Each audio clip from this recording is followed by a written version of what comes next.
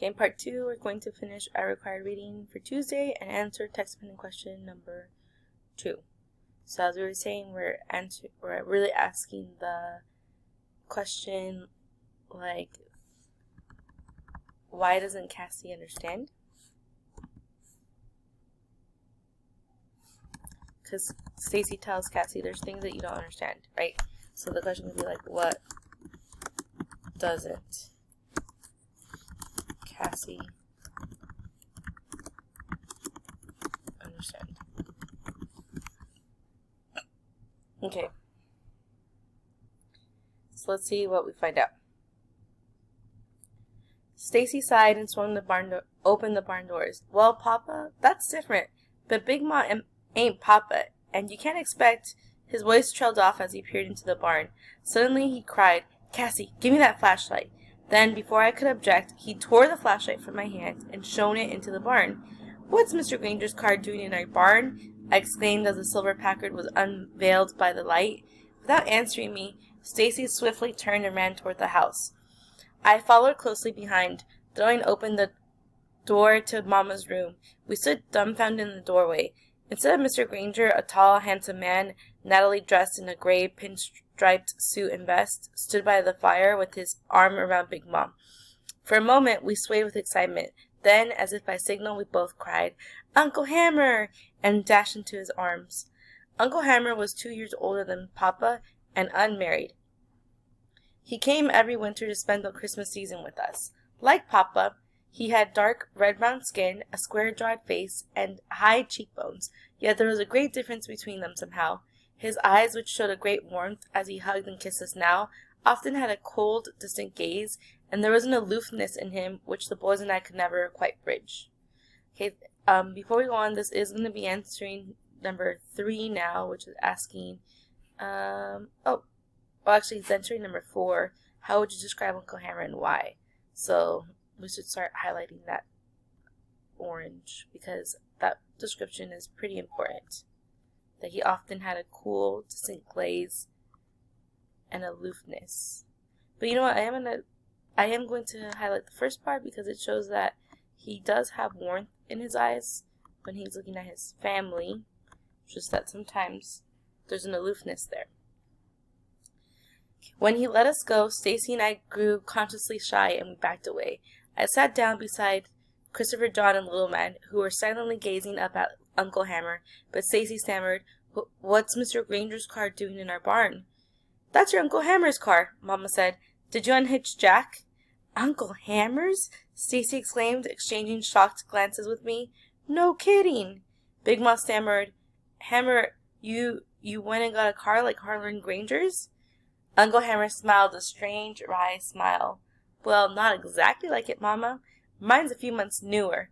Last year when I come down here, I was right impressed with that big old Packard of Mr. Harlan Fillmore Granger's, and I thought I'd like to own one myself. It seems that me and Harlan Granger just got the same taste. He winked slyly at Stacy. Don't it, Stacy? Stacy grinned. You like, maybe we'll all go riding in it one day, if it's all right with your Mama. Oh, boy, cried the little man. You mean it, Uncle Hammer? I asked. Mama, can we? We'll see, Mama said.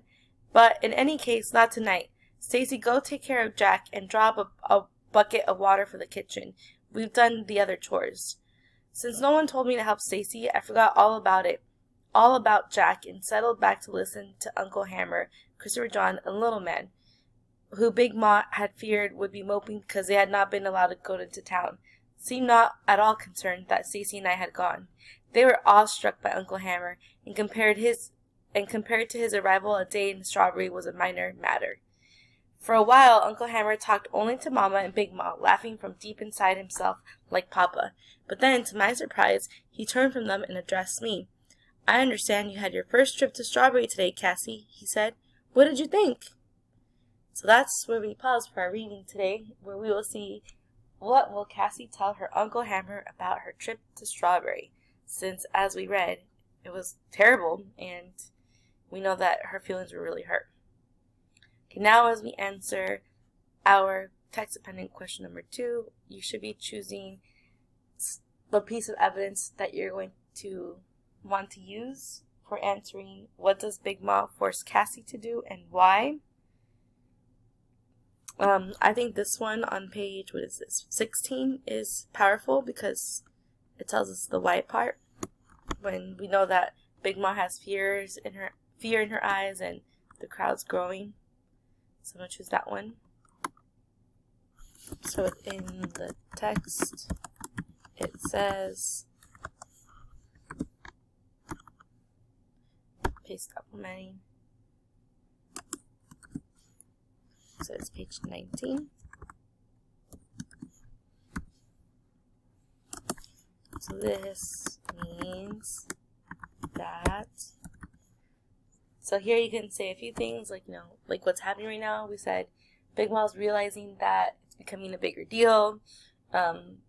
Big Ma is scared of what might happen next.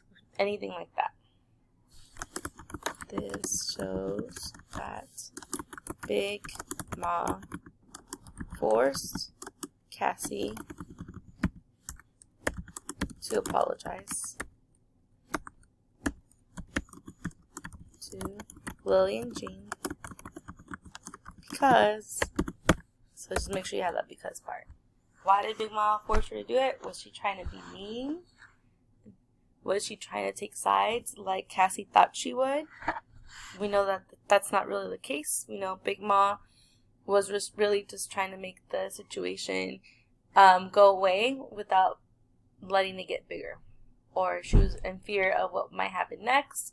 Or you could also just say that she kind of understands the situation better than Cassie at this point. Okay, so that concludes our reading of today's reading. Thank you.